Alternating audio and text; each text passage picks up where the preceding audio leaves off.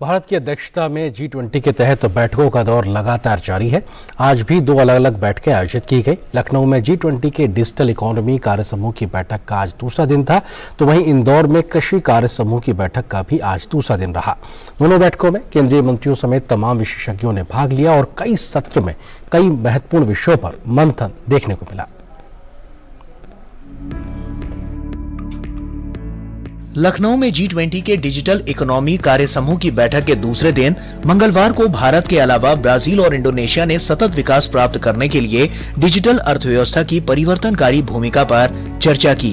भारत के G20 के शेरपा अमिताभ कांत ने वैश्विक विकास को गति देने में डिजिटल इकोनॉमी कार्य समूह की भूमिका पर जोर दिया।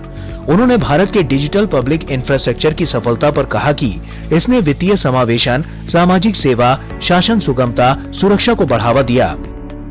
The DPI model is based on the India stack, which ensures that every Indian has an identity. So 1.3 billion Indians have an identity. They all do fast payments because their identity is linked to their bank account and the mobile number is also linked to the bank account.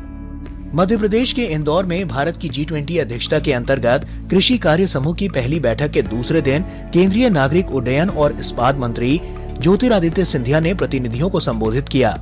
उन्होंने कहा कि भारत की ओर से G20 की अध्यक्षता ग्रहण करना आजादी का अमृत महोत्सव के समय में देश के लिए गर्व का विषय है। कृषि के लिए 3S रणनीति पर जोर देते हुए उन्होंने कहा कि हमें स्मार्ट, टिकाऊ और सबकी सेवा की रणनीति कृषि संबंधी माहौल में अपनानी चाहिए। उन्होंने कहा कि बेहतरीन भविष्य के लिए टिकाऊ कृषि संबंधी कामकाज के साथ आगे बढ़ना चाहिए। हमारी सोच है कि विश्व व्यापक स्थिति पर एक 3S स्ट्रैटेजी एग्रीकल्चरल इकोसिस्टम के लिए हमें अपनाना होगा। एक ऐसी स्ट्रैटेजी विश्व के लिए जो स्मार्ट हो, एक ऐसी स्ट्रैटेजी विश्व के लिए जो सस्टेनेबल हो और एक ऐसी स्ट्रैटेजी विश्व के लिए जो सभी को सर्व कर पाए। बैठक के दौरान कृषि क्षेत्र से जुड़े स्टार्टअप भी अपने नवाचारों को G20 देशों के डेलीगेट्स के सामने रख रहे हैं। बैठक स्थल पर कृषि मंत्रालय और मध्य प्रदेश सरकार के कृषि विभाग द्वारा भी एक प्रदर्शनी लगाई गई है, जिसमें कृषि क्षेत्र में किए जा रहे प्रयासों को दर्शाया जा रहा है। कृषि कार्य समूह की पहली बैठक के दूसरे दिन ब्राजील और भारत की कृषि को बढ़ावा देने के लिए द्विपक्षीय वार्ता भी हुई। कृषि कार्य समूह की बैठक के बाद फॉरेन डेलीगेट्स ने गाँव में जाकर पॉली हाउस देखा। गांव के लोगों ने फूल माला पहनाकर और टीका लगाकर डेलीगेट्स का स्वागत किया। कृषि कार्य समूह की बैठक में पहुंचे G20 देशों के प्रतिनिधि मांडू के लिए इंदौर से रवाना हुए।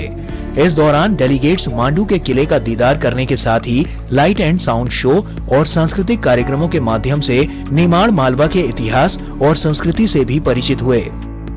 लखनऊ से अजय मिश्रा, इंदौर से आदित्य श्रीवास्तव और अनुज यादव के साथ ब्यूरो रिपोर्ट DD न्यूज।